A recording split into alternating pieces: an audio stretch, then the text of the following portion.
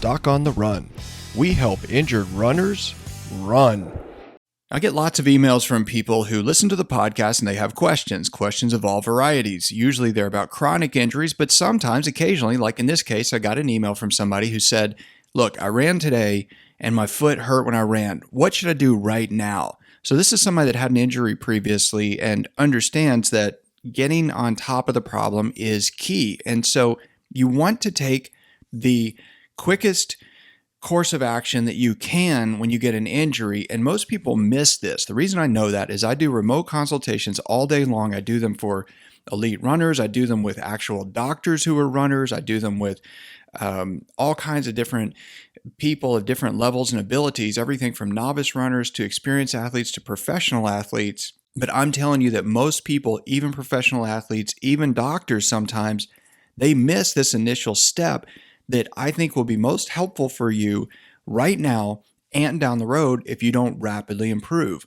So that's what we're going to talk about today. So let's imagine that you go out for a run tomorrow and suddenly you get some pain in your foot. It could be in the ball of the foot that might make you think you have a stress fracture of one of the metatarsal bones. It might feel like you have capsulitis or a plantar plate injury, or it could feel like peroneal tendonitis or Achilles tendonitis or any other running injury. But the thing is that you have in your brain as a runner what most of these injuries mean, and you just want to tune it out. You don't want to pay attention to it. You're worried it's going to disrupt your training. And so many times what we do instinctively is we stick our hand in the sand. We just could say, okay, well, I'm just going to wait and see how bad it is tomorrow. But when you do that, you're actually missing some crucial steps. So there are really a few things you need to do right now. There are 4 things you need to take care of that you need to do today, immediately when your foot starts hurting. So if this happens to you a week from now or a month from now, you should go back to this episode and listen to it because I'm going to tell you exactly what to do. So the first thing is you want to print out the pain journal. You want to write down everything you can in as much detail as you can so that you can have something to reference if you don't get better, and so you'll know what to be afraid of and not afraid of if you get another injury in the future.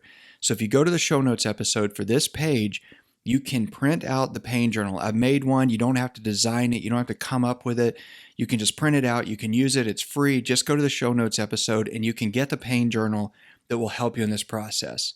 And then you want to think about this. You actually want to think, okay, exactly where does it hurt? And what does it feel like? Does it hurt right where the second toe attaches to the foot at the ball of the foot? Does it happen to hurt right on the outside of the foot? Where exactly? And if, one thing you can do is you can poke around with your finger and then take a picture of that one spot where it hurts the most, because if that changes, that will be really useful information. So when it first starts hurting, you want to note exactly where it hurts and what it feels like.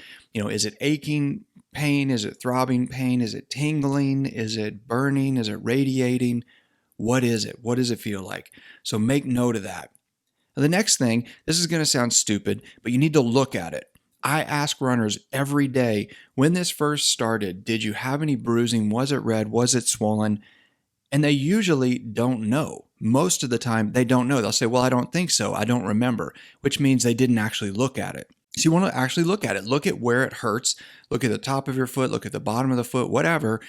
Is it red? Do you have any bruising at all? Is it swollen? Does it look like the other foot? Does it look like the skin has more tension in it, indicating that it is actually a little bit more swollen than your other non-injured foot?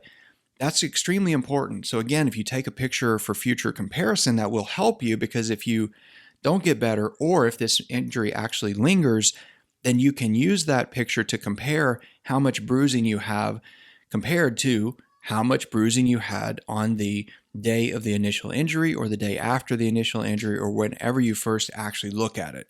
So that's step number 3, is look at it and make note of whether or not you have anything that's an evidence of an injury, like redness, bruising, or swelling. Now, the 4th thing is to actually take action.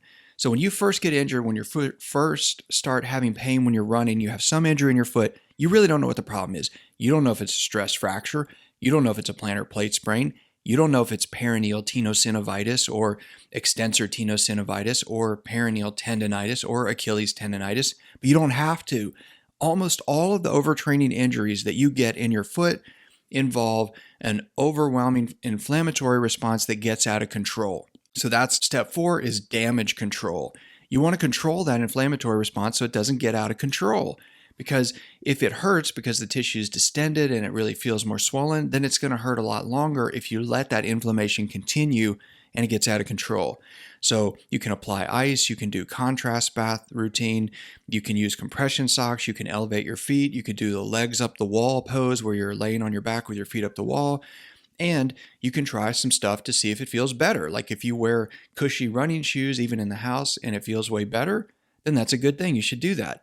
But you need to figure out what you need to do to get the damage under control right away. So do the simple things that you know that control inflammation, but don't take anti-inflammatories unless it really hurts. If it really hurts and you feel like you have to take anti-inflammatories to control the pain, you should probably talk to an expert, get it evaluated.